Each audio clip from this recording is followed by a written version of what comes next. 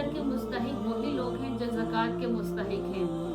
ज़कात के मुस्तहिक के बारे में कुरान पाक में आता है कि वो 8 किस्म के लोग हैं। यही 8 किस्म के लोग जो हैं ये इन पर इनको ही ज़कात दी जाती है और इनको ही सदक़े फितर दिया जाता है। तो वो 8 किस्म के लोग कौन है? सबसे पहला शख्स है फ़कीर। फ़कीर उसको कहते हैं जो साहिब निसाब ना हो। और दूसरा शख्स है मिस्कीन। मिस्कीन वो है जिसके पास अपनी ज़रूरत ज़िंदगी गुजारने के लिए कोई सामान ना हो, कोई पैसे वाला ना हो। तीसरा शख्स है आमिल।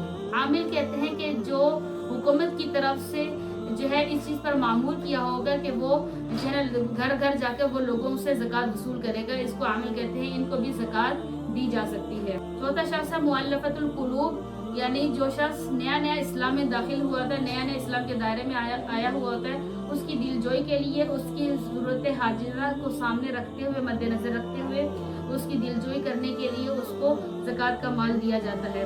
पांचवा शख्स है मकरूज़।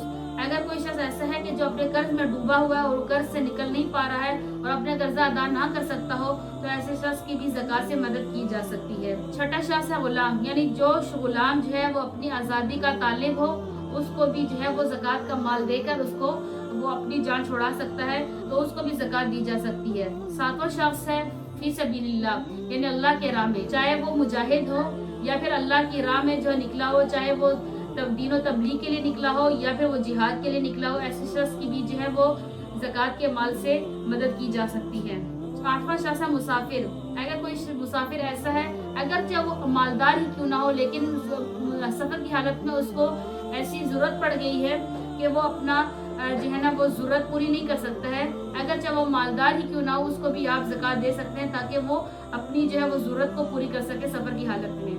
तो इन 8 लोगों को जो है ज़कात दी जाती है। इन्हीं 8 लोगों को जो है ना सदका फितर भी दिया जाता है।